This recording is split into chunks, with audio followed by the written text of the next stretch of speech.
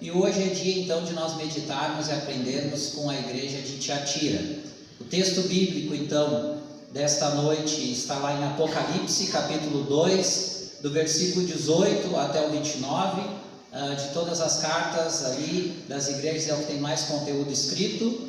E se alguém tiver curiosidade aí das outras mensagens que não pôde assistir, estão lá no YouTube, lá no canal do Meditando na Palavra de Deus, vocês podem acessar lá, tem todas as mensagens lá postadas. Então, dito isso, vamos então à Palavra do Senhor. O título da mensagem dessa noite é Aprendendo com a Igreja de Tiatira. Eu gostaria de estar fazendo no primeiro momento aqui, a título de introdução, a leitura do capítulo 2, versículo 18, e ao longo da mensagem a gente vai lendo aí os outros textos e expondo o conteúdo de cada parte delas. Então, Apocalipse 2 e verso 18 diz o seguinte: Ao anjo da igreja em Tiatira, escreva: Estas são as palavras do Filho de Deus, cujos olhos são como chama de fogo e os pés como bronze reluzente. Até aqui no momento, algumas considerações introdutórias então.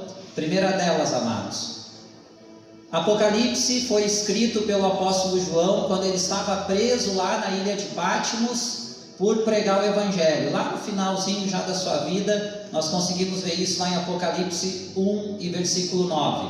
Então, Jesus aparece para ele e manda que ele escreva então para 7 igrejas da Ásia Menor, que são as igrejas Éfeso, Esmirna, Pérgamo, Tiatira, Sardes, Filadélfia e Laodiceia. E na noite de hoje nós vamos meditar então no que Jesus mandou João escrever para a igreja de Tiatira. E sabemos que até o capítulo 13 então do livro de Apocalipse é endereçado então a essas igrejas. Depois nós vamos ver mais escatologia, coisas que vão acontecer ainda no futuro. Segunda consideração: os ensinamentos contidos nestas cartas são válidos para todos os tempos da igreja.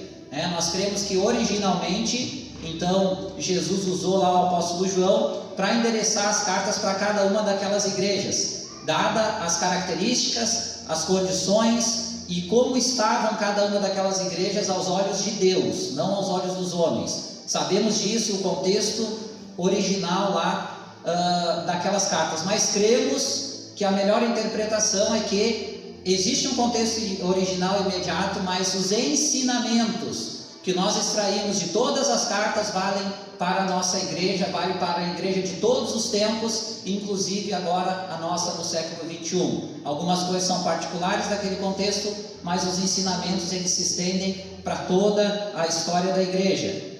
Outra consideração ainda importante: quando o texto fala ali o anjo da igreja, cremos também, e a maioria dos teólogos concordam, que o anjo da igreja ali não é um anjo que cuidava da igreja, é endereçado ao pastor da igreja, a cada pastor daquela igreja também. Vamos lá, ainda uma terceira consideração a respeito desta cidade. Tiatira era a cidade menos importante naquele contexto lá daquela época de todas as igrejas que foram endereçadas às cartas. Apesar de ela ser a menos importante, não quer dizer que ela não era uma cidade importante. Em comparação com as outras, ela não tinha o mesmo status, o mesmo glamour, o mesmo poder daquela época. Porém, ela era uma cidade estratégica. Tiatira era uma cidade estratégica porque lá era um importante centro comercial, era uma importante rota comercial daquela época, e também ela servia como intercâmbio das literaturas, do comércio entre a Ásia e a Europa naquela época. Então ela era uma cidade estratégica, nesse ponto de vista muito valorizada naquela época. Dadas então essas considerações introdutórias, vamos seguir aqui a palavra do Senhor. Agora eu quero fazer leitura, amados, do versículo 19. O verso 19 vai dizer o seguinte: Conheço as suas obras, o seu amor, a sua fé, o seu serviço e a sua perseverança. E sei que você está fazendo mais agora do que no princípio.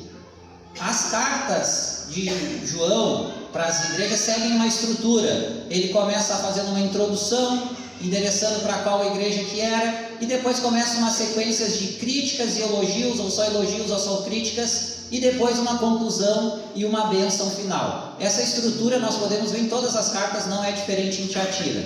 Então nós vamos ver aqui que para Tiatira, Jesus começa a elogiar, traz vários elogios a essa igreja, começa fazendo elogios. Quais são esses elogios? Jesus vai falar que essa igreja tinha boas obras. Jesus vai falar que essa igreja era prestativa no serviço. Jesus vai falar que ela tinha fé.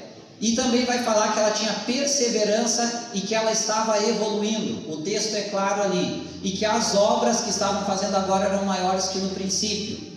Então o que nós podemos aprender já como aplicação para os nossos dias? Aquela igreja no contexto imediato lá estava agradando a Deus, agradando a Cristo em diversas áreas. E dessas áreas nós temos que aprender, né, tanto nos elogios quanto nas críticas. É assim também nas nossas vidas. Nós aprendemos com uma crítica, com um erro, e aprendemos também quando estamos fazendo algo certo e recebemos reconhecimento por aquilo. Então aprendemos, amados, que é muito importante a prática das boas obras. Que o Senhor Jesus estava com os olhos naquela igreja, observando o comportamento daquela igreja. E aquela igreja tinha boas obras. Aquela igreja conseguia mostrar para a sociedade lá imediata que eles tinham algo diferente naquele tempo. Um tempo onde reinava a corrupção, né, a todo tipo de moralidade sexual, idolatria, enfim, tempos difíceis na questão moral e ética. Então aquela igreja tinha boas obras, ela produzia. Os de fora conseguiam ver estas boas obras e reconhecer. Também vai falar do serviço. Era uma igreja envolvida com o serviço. E o serviço aqui é no contexto religioso. Era uma igreja que servia, era uma igreja que se reunia, era uma igreja que produzia, que todo mundo pegava junto. E aquilo ali agradava a Jesus. Então aprendemos também a importância de nós praticarmos boas obras, pois quando nós praticamos boas obras nós estamos agradando a Cristo. E quando nós estamos servindo a Deus na igreja, se Deus te chamou para pregar, para cantar, para servir no diaconato, enfim, tem tantas áreas da igreja, sirva. Deus, ele se agrada do nosso serviço. Deus, ele se agrada daquilo que nós podemos e temos feito na igreja, segundo aquilo que ele nos chamou para fazer. Então isso também agradava. Também se agradava da fé. Era uma igreja, né, que não tinha perdido a fé, que continuava, mantinha a sua fé. E a fé é fundamental na vida de um cristão. A fé, ela é fundamental no início, no meio e no fim da vida. Porque a palavra de Deus diz que aquele que perseverar até o fim, que tiver fé até o fim, é que vai alcançar o reino dos céus. Aleluia! Então era uma igreja que permanecia firme na fé. E nós temos que permanecer firme na fé. Nós não podemos deixar morrer a nossa fé.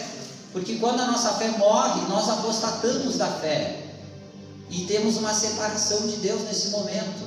Então nós temos que manter a fé. Era uma igreja que também tinha perseverança. Era uma igreja que enfrentava dificuldades, problemas, lutas, muitas vezes perseguição. Mas era uma igreja que perseverava, independente das circunstâncias. Então nós aprendemos também a importância da perseverança. A importância que, independente do que os outros falam, independente do momento pessoal que cada um de nós estamos vivendo, independente do momento que a igreja está vivendo, às vezes a igreja passa por alguns ventos fortes, às vezes a igreja passa por alguma saída, alguma demanda, alguns problemas que surgem, que faz aí o pastor perder os cabelos. É por isso, irmãos, tá vendo? Eu também. Mas olha só, amados, a igreja de tempos em tempos passa por problemas. E quando surgem os problemas, quem são os pastores aqui, os obreiros, aqueles que pastoreiam, sabem que a gente tem que perseverar. Às vezes, quando vem a dificuldade, nós olhamos e é só escuridão. Nós olhamos e não vemos uma luz no fim do túnel. Nós olhamos, às vezes, para certas ocasiões na igreja, quem tem mais tempo, mais experiência sabe. um pouco mais. E agora como é que vai ser? O que vai acontecer com a igreja? E os líderes se desesperam, e como é que vai ser? Mas perseverando, Deus dá a vitória. Se eu perguntasse aqui, pastor Felipe, pastor Paulo, pastor Heron, o pessoal mais antigo aí, né? Quantas vezes achou, agora não dá mais, agora vai acabar com a igreja? Mas entre outras coisas houve a perseverança, a crença de que Deus iria intervir e mudar aquela história, aquele momento. Então nós temos que perseverar, e essa igreja perseverava. E por fim, algo muito importante, não é só perseverar, tem que ter evolução. Veja que o texto diz lá, fazendo mais agora do que no princípio. A expectativa de Deus, muitas igrejas como essa aqui, em Tramandaí, a Igreja Madureira, na hora aqui da contribuição financeira, dessa parte do culto, fica passando ali no telão. No início éramos assim, um casebrezinho de madeira, 15, 16 pessoas, pastor, congregando, 16 pessoas, viu? Eu já ouvi o pastor contar essa história algumas vezes, e a gente olha ali, por muito tempo depois mudou, ficou assim, depois, né, foi crescendo, evolução. A igreja precisa evoluir. Sabe que tem algum conceito, assim, alguns, tem uma divisão que eu acredito que não deveria ter no pensamento de alguns em relação ao crescimento da igreja. Alguns defendem que a igreja tem que crescer em quantidade, outros defendem que a igreja tem que crescer em qualidade, que o importante é a qualidade, não é a quantidade. Outros acreditam que a igreja tem que crescer e evoluir em quantidade. Amados, a igreja tem que crescer e evoluir em quantidade e em qualidade. Isso é uma evolução sustentável aos olhos de Deus. Uma igreja que cresce em número, é importante crescer em número, porque quanto mais a igreja cresce, mais almas são salvas. Quanto mais a igreja fica estagnada, menos almas são salvas. Mas não é crescer de qualquer jeito, é crescer sustentado na palavra de Deus, é crescer com qualidade, é quantitativo e qualitativo.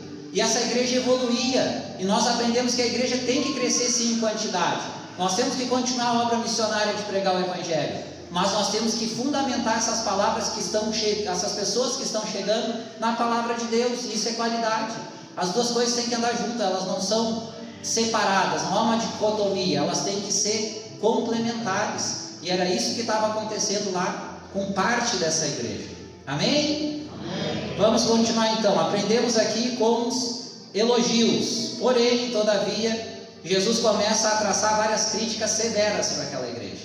Vamos fazer a leitura agora então do versículo 20 até o versículo 23, e diz assim a palavra do Senhor: no entanto, contra você tenho isto: você tolera Jezabel, aquela mulher que se diz profetiza. Com seus ensinos ela induz os meus servos à imoralidade sexual e a comerem alimentos sacrificados aos ídolos. Dei-lhe tempo para que se arrependesse da sua imoralidade sexual, mas ela não quer se arrepender. Por isso, vou fazê-la adoecer e trarei grande sofrimento aos que cometem adultério com ela, a não ser que se arrependam das obras que ela pratica. Matarei os filhos dessa mulher, então todas as igrejas saberão que eu sou aquele que sonda mentes e corações, e retribuirei cada um de vocês de acordo com as suas obras. Que palavra dura! Que palavra dura! Difícil de pregar na igreja, mas como o pastor falou, culto de ensino, né? É uma pregação de ensino, a gente está aqui para ensinar. Mas a gente tem, como eu disse, aprender com os elogios, mas aprender também com as críticas. Primeiro ponto aqui então: Jezabel, essa mulher mencionada aí, era uma falsa profetisa que ensinava na igreja de Tiatira e era tolerada por alguns e seguida por outros. O texto é claro, ela se dizia profetisa. Era, pastor, uma mulher que os líderes daquela igreja davam um altar para ela pregar, davam um altar para ela ensinar. O texto é claro, ela ensinava na igreja e ela se dizia. Jesus não diz que ela era uma profetisa, João não escreve, diz que ela se dizia profetisa, se identificava como, ela era uma falsa profeta. E alguns na igreja toleravam o que ela fazia, e outros viraram seus seguidores. Então aqui nós já conseguimos identificar dentro dessa igreja de Tiatira, que Jesus começa dizendo que ela tinha boas obras, ela tinha serviço, ela tinha fé, ela tinha perseverança e ela evoluía. Essa mesma igreja Jesus começa a falar, mas lá tem essa mulher que está desviando os caminhos do Senhor, e alguns toleravam o ensino dela e outros o seguiam e praticavam o que ela ensinava. E o que ela ensinava? Vamos aqui para o próximo ponto. Bem claro o texto, não é difícil de interpretar, qualquer pessoa lendo interpreta. Bem claro. Ela ensinava a prática de imoralidades sexuais. O que eram essas imoralidades? Talvez alguém pergunte. No próprio texto diz que era adultério. O próprio texto diz que ela levava os homens a adultério depois. Então essa imoralidade sexual aqui, o próprio texto na continuação fala que levava homens, ao adultério.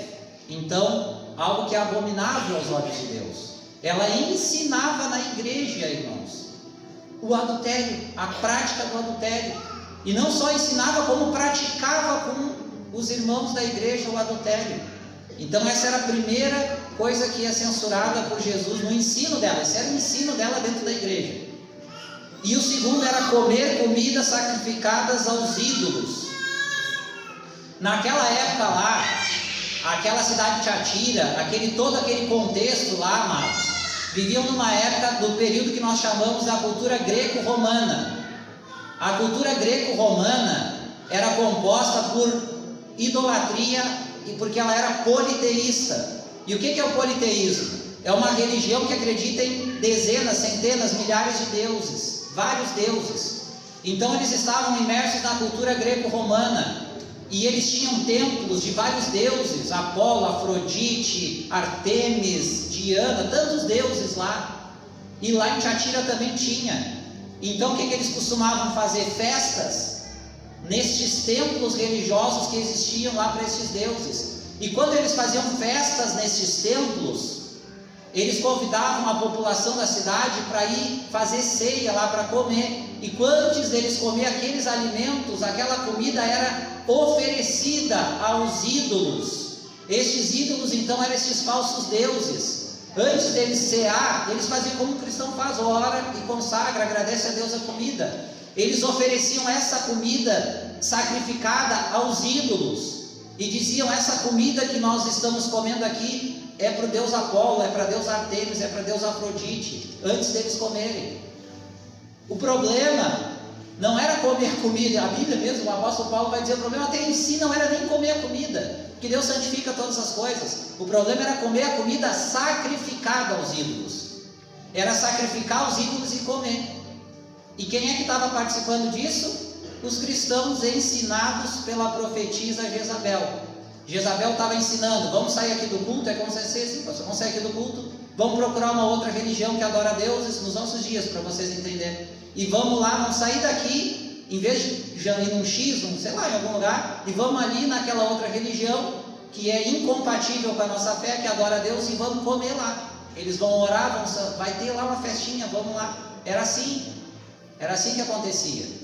Então ela ensinava praticamente 2 pecados abomináveis aos olhos de Deus: adultério, imoralidade sexual e idolatria. Porque quando eles comiam aquela comida sacrificada aos ídolos, eles estavam praticando a idolatria. Então, e ela, volta a dizer, ela ensinava essas coisas dentro da igreja. Vamos seguir mais um pouquinho aqui. Então aqui, amados, uma aplicação importante para nós. Aqui fica evidente, muito evidente, a importância dos ensinos bíblicos e teológicos na igreja. Aqui fica evidente a importância da igreja ter um culto de ensino bíblico, um culto de ensino teológico, sustentado na palavra de Deus. Quantas igrejas existem hoje em dia, aqui no Brasil mesmo, nem vamos sair para fora. Quantas igrejas evangélicas existem aqui no Brasil que não têm ensino bíblico, que são igrejas alicerçadas no misticismo, no achismo, igrejas preocupadas em fazer, pastor, o que dá certo e não o que é certo. Quantas igrejas nós vemos aí, muitas vezes de denominações menores, né, que já são dissidentes de outras igrejas, que fazem tudo que é tipo de estratégia, ensinam qualquer coisa, que ela supostamente começa a profetiza, surge alguém lá, um pastor, um pregador, uma profetisa, um profeta, Deus me revelou, Deus me mostrou, mas não passa pelo crivo da palavra de Deus, para saber que aquilo que supostamente foi revelado, supostamente foi mostrado por Deus, está compatível com os ensinos das Sagradas Escrituras. Olha a importância de nós estudarmos teologia, participarmos dos cultos de ensino, para aprender essa doutrina, porque lá eles fraquejaram o ensino, e deixaram essas heresias entrar, e deixaram essa mulher, essa falsa profetisa ensinar, pregar isso na igreja e levar as pessoas para essa prática. Falta de estudo bíblico, falta de estudo teológico, falta de conhecimento da palavra de Deus. E quando eu digo falta dessas coisas, é falta do próprio Deus, pois por onde e da onde que Deus se manifesta para nós? É através da sua palavra. Aleluia. E quem não ama a palavra de Deus, quem não quer estudar, aprender a palavra de Deus, vai acabar, ou a igreja que não der valor para isso, vai acabar acontecendo o que aconteceu lá em Tiatira, e que infelizmente, eu não falo com nenhum tipo de orgulho, irmãos, com vergonha, com dor, de ver tantas igrejas. Se você pegar lá, entrar no Instagram, no Facebook, nessas redes sociais, no YouTube, é vergonhoso para nós a quantidade de memes, de cortes lá de vídeos com coisas absurdas que acontecem nas igrejas de hoje, absurdas, que às vezes eu olho e digo, não, isso aqui deve ser encenação, não pode ser verdade, não, isso aqui não pode, e você olha lá, vai pesquisar, é verdade, coisas absurdas, falta de ensino bíblico. Amém? Vamos continuar aqui, mais um pouquinho ainda.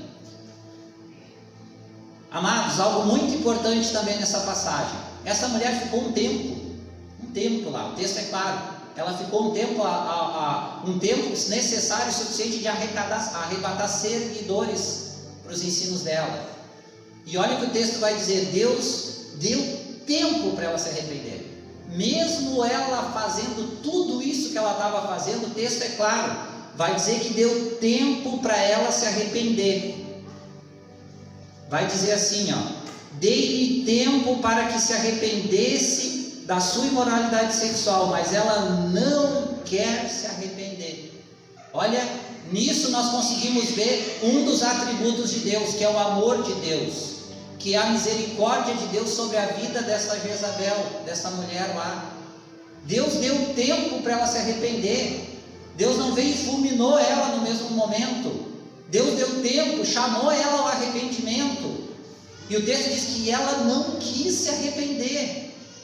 Nisso nós vemos o amor e a misericórdia de Deus, que são, o amor de Deus, a misericórdia de Deus são atributos do nosso Deus Todo-Poderoso, mas nós também vemos nesse texto o Deus de justiça. É muito fácil falar do Deus de amor, muitos falam do Deus de amor, do atributo de Deus do amor. Eu sou o que amo falar do amor de Deus, amo.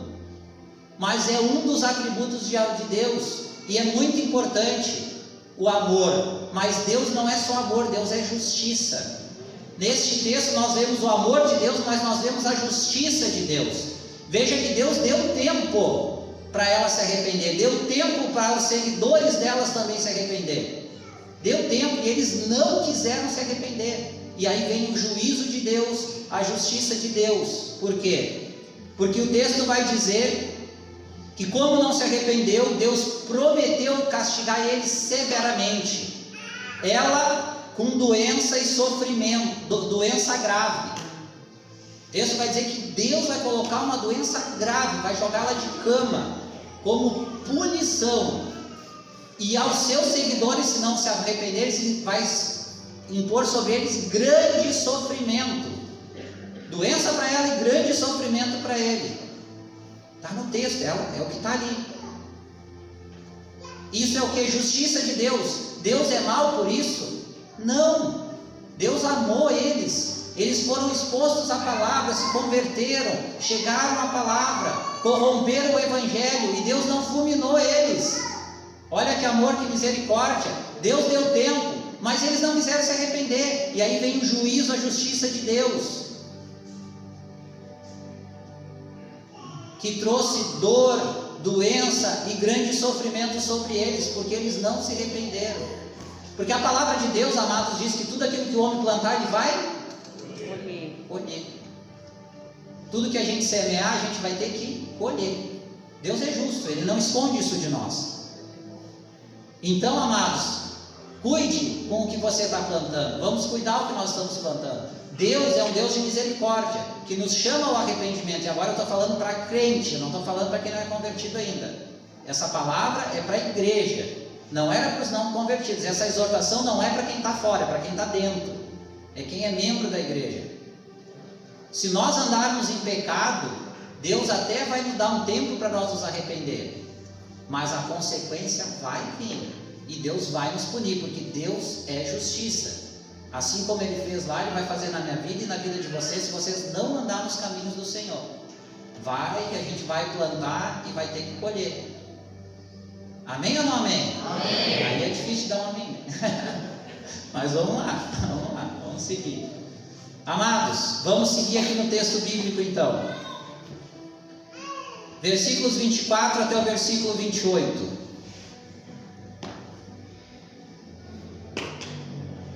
Diz assim a palavra de Deus: aos demais que estão em Tiatira, a vocês que não seguem a doutrina dela e não aprenderam, como eles dizem, os profundos segredos de Satanás, digo: não porei outra carga sobre vocês. Tão somente apeguem-se com firmeza ao que vocês têm, até que eu venha. Aquele que vencer e fizer a minha vontade até o... Vocês podem ver comigo? Até o fim. Darei autoridade sobre as nações. Ele as governará com cetro de ferro e as despedaçará a um vaso de barro. Eu lhes darei a mesma autoridade que recebi, a autoridade de meu Pai. Também lhe darei a estrela da manhã. Aqui Jesus então vai fazer mais um elogio, né?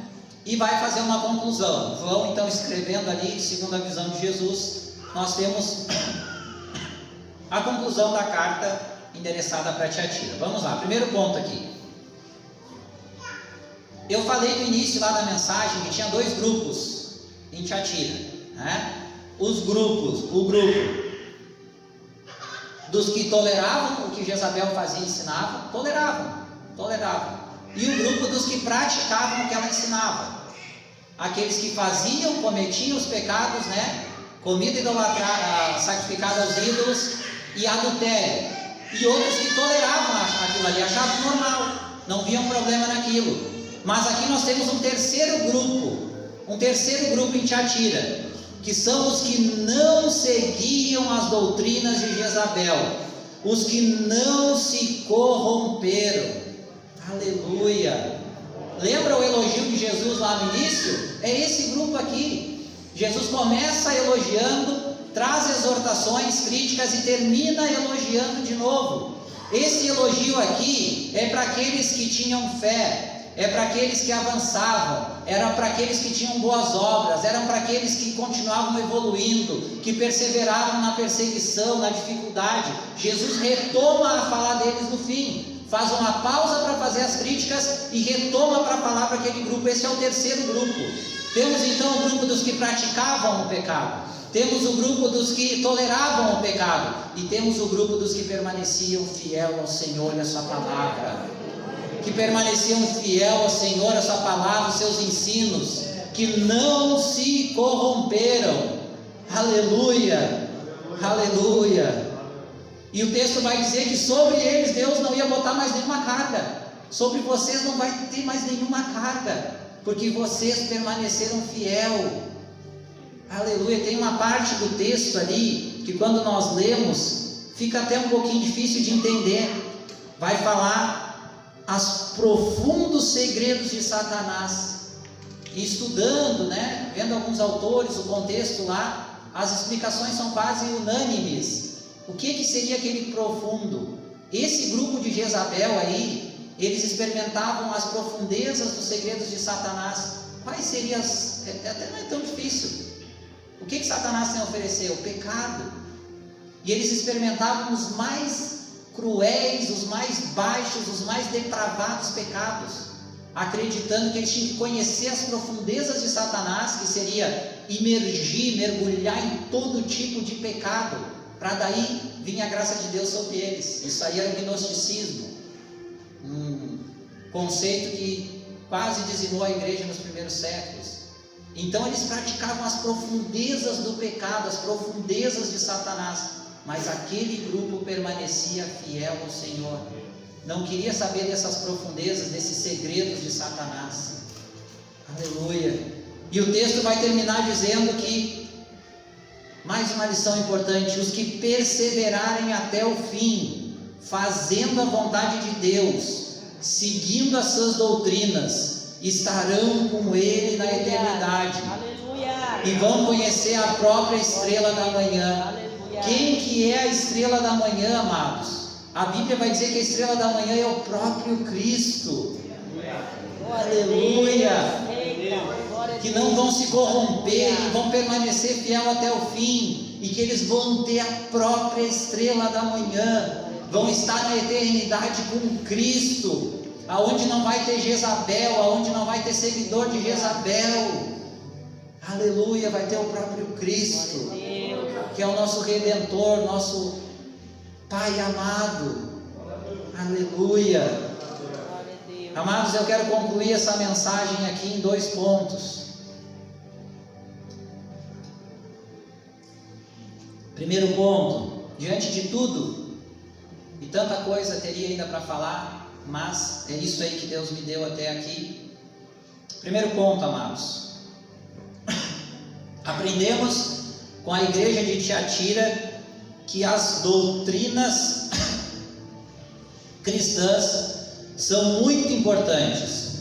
É o desejo de Deus que os verdadeiros cristãos vivam segundo a vontade de Deus, prescrita nas Sagradas Escrituras. Amados, talvez alguém possa achar que doutrina é coisa rigorosa.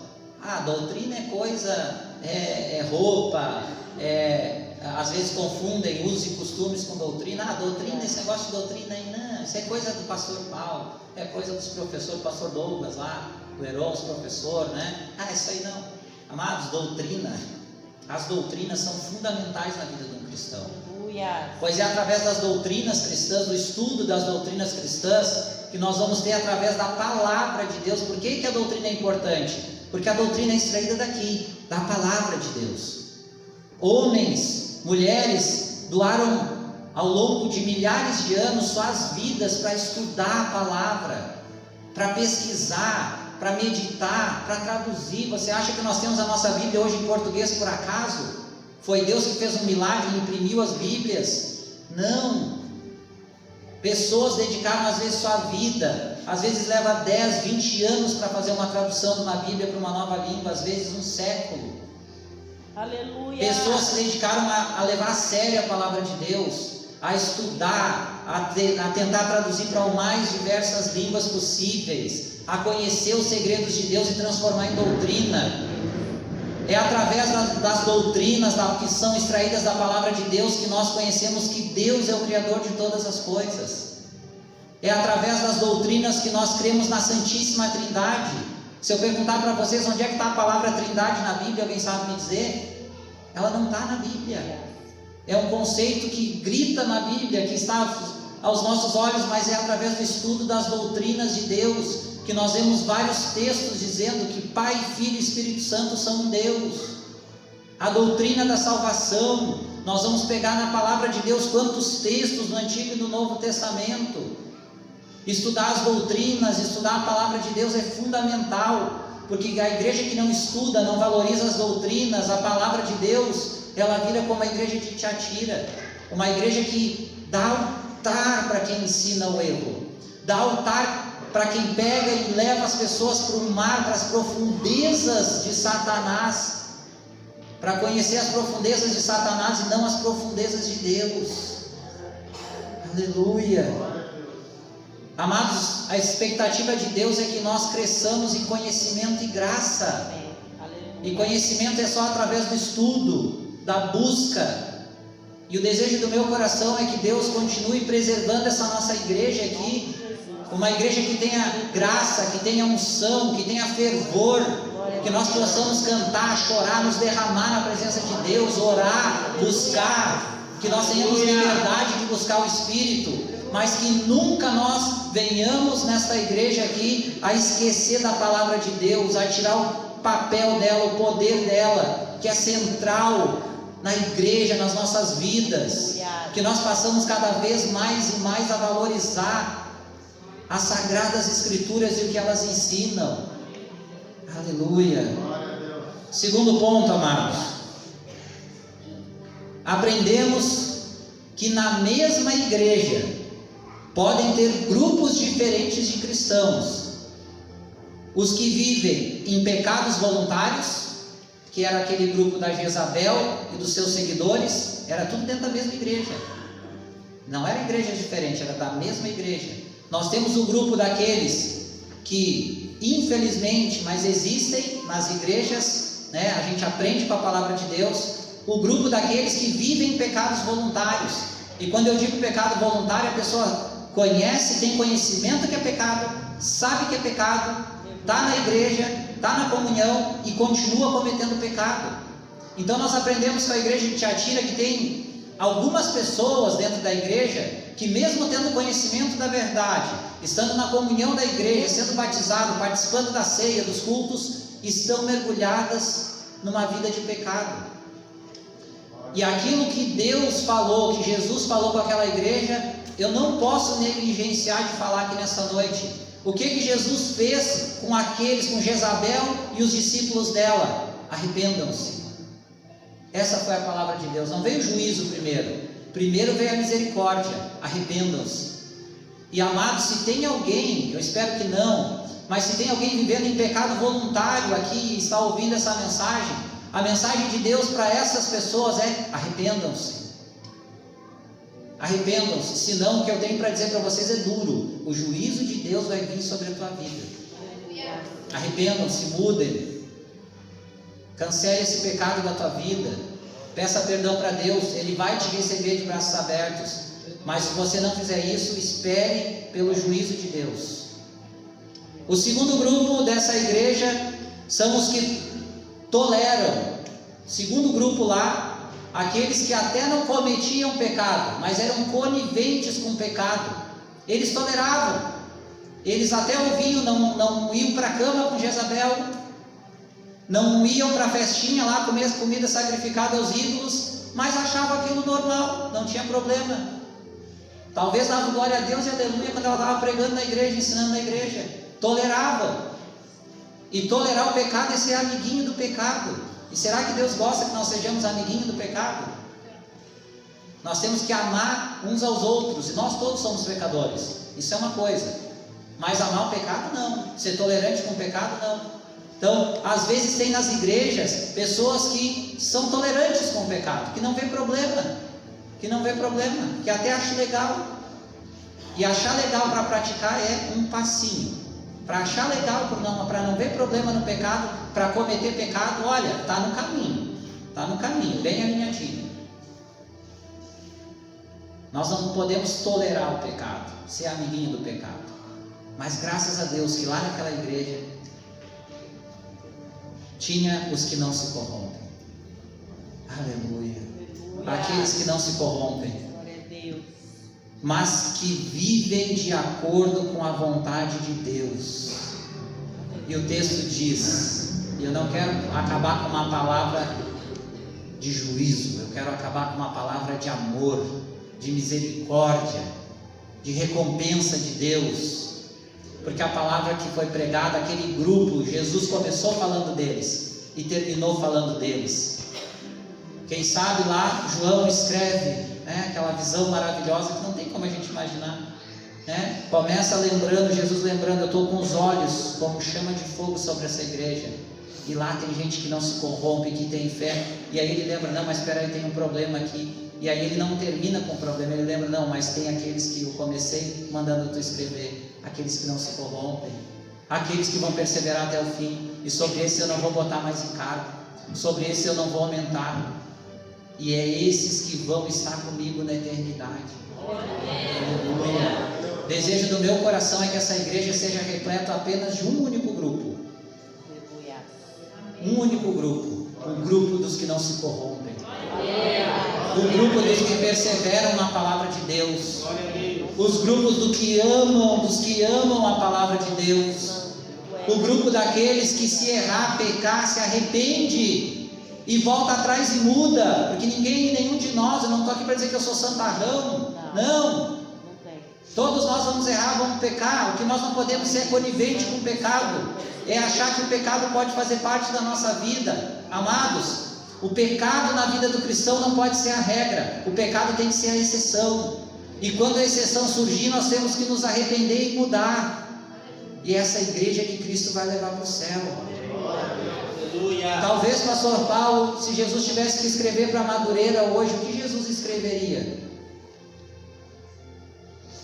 Amados, se Jesus tivesse que escrever como escreveu para Tiatira um texto, o que Jesus escreveria de mim, de nós, da nossa igreja? O que ele teria para escrever? Será que seríamos um grupo, 2 grupos, 3 grupos aos olhos de Deus, não ao meu, não ao do pastor, não ao do Felipe, que somos falhos? O que Jesus teria para escrever sobre a nossa igreja? E o que Jesus teria para escrever sobre mim, sobre cada um de vocês? Que carta que Jesus faria para mim? Que carta que Jesus faria para a nossa igreja hoje? É um momento hoje, a oportunidade que Deus está dando para nós, para mim e para vocês, de nós parar e refletir e analisar como está sendo a nossa caminhada nessa terra. Como está sendo a nossa vida com Deus? O que tem norteado as nossas vidas? O que tem guiado as nossas vidas? O que tem sido o nosso comportamento? O que tem sido feito das nossas práticas? Aleluia. E aqui eu encerro, pedindo a Deus, que Deus venha a ter misericórdia das nossas vidas, e que essa igreja seja uma igreja que Jesus só tem elogios para fazer. Aleluia.